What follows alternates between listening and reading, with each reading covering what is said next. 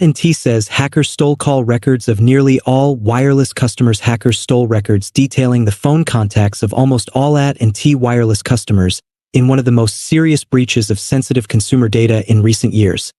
The company disclosed in a securities filing Friday.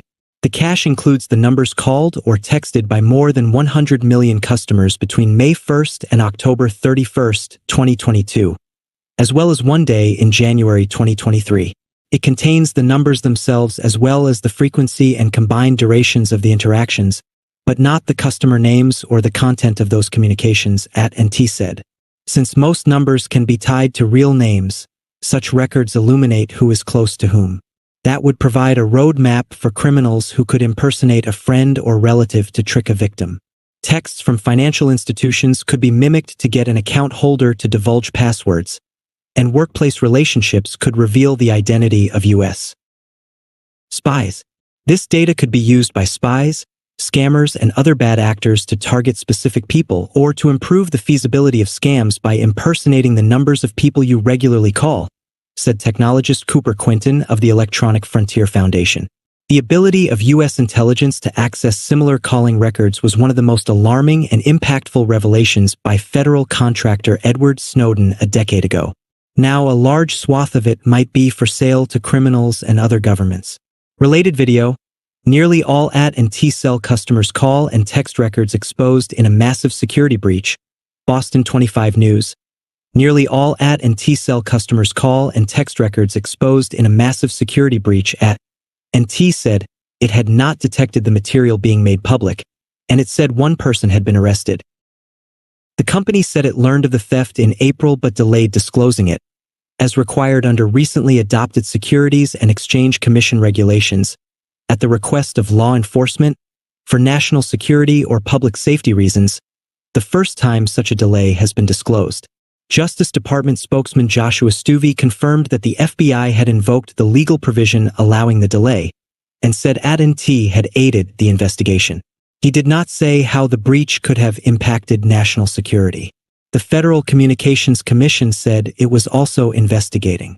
While Social Security and credit card numbers were not included in the breach, the identity of cell towers for an undisclosed number of customers was, and those would point to their physical locations. Even without that location data, hackers could work out relationship webs, experts warned. Someone targeting a criminal prosecutor or police officer might be able to identify a close relative and then use that number to find out where they live. Spurned romantic partners could do the same. Because those in contact with AT&T users also have their numbers listed, just about everyone in the U.S. who uses SMS or voice telephony is likely represented to some degree. Tech security expert Matt Blaze wrote on the social media platform Mastodon. A major concern is that the data could be used to locate U.S. government workers employed abroad, or people communicating with the government, said David Burdo, president of the Professional Services Council, which represents contractors employing security-cleared workers. Given what we know now, there is clearly a risk to anybody who has a security clearance who might have called anybody who has an AT&T phone, which is probably anybody with a clearance, Burdo said. AT&T said the attack began with illicit access to one of its accounts with a major but low-profile cloud data storage company, Snowflake. More than 100 of that company's corporate customers have been compromised in the past few months. Snowflake says most, if not all, of the victims were not using multi-factor authentication. The incident was limited to an AT&T workspace on Snowflake's cloud platform and did not impact AT&T's network, the phone company said. It said affected consumers would be notified and provided with resources to help protect their information. We sincerely regret this incident occurred, AT&T said. It did not respond to questions about whether the relevant Snowflake account had two-factor authentication.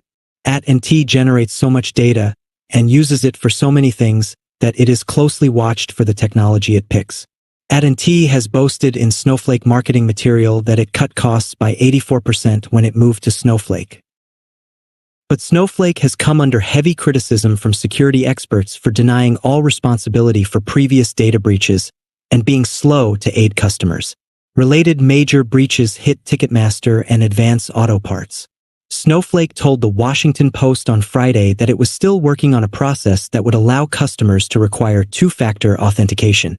Previous Snowflake customer data dumps have been offered for sale in online criminal forums, indicating that the hackers making the most of the security weakness have been motivated by money. In an earlier report, one of the security companies hired by Snowflake, Google Cloud's Mandiant unit, said the hackers had used login credentials initially obtained by what are called infostealers, specialized malware that spirits away sensitive data from corporate or personal devices that have been compromised through other means. Mandiant said that some of the infected devices had downloaded games or pirated software, a common vector for malware. The hack marks the latest large-scale security incident for AT&T. In late March, the company disclosed that account information from 73 million current and former customers had been leaked to the dark web. The incidents underscore the massive reach of one of America's largest wireless carriers and the vulnerability of calling data. Privacy advocates noted that smartphone apps are less likely to face similar breaches and that some, such as WhatsApp and Signal, offer full end-to-end encryption, meaning that no one can obtain contents of a message unless they have access to a device participating in the conversation. They also urge consumers to use an app for authenticating themselves to a bank or other service provider, instead of text messages that can be intercepted. AT&T said nearly all of its wireless customers had been affected. An employee speaking on the condition of anonymity for discussing private information said about 110 million wireless customers had data exposed. Brad Jones, the chief information officer at Snowflake, said the company hasn't seen evidence that Snowflake itself was breached, though it has confirmed a targeted threat campaign against some customers. We have not identified evidence suggesting this activity was caused by a vulnerability, misconfiguration, or breach of Snowflake's platform, Jones said, adding that this was confirmed by Mandiant and CrowdStrike. AT&T said the hack wouldn't be material to its operations or negatively impact its financial results.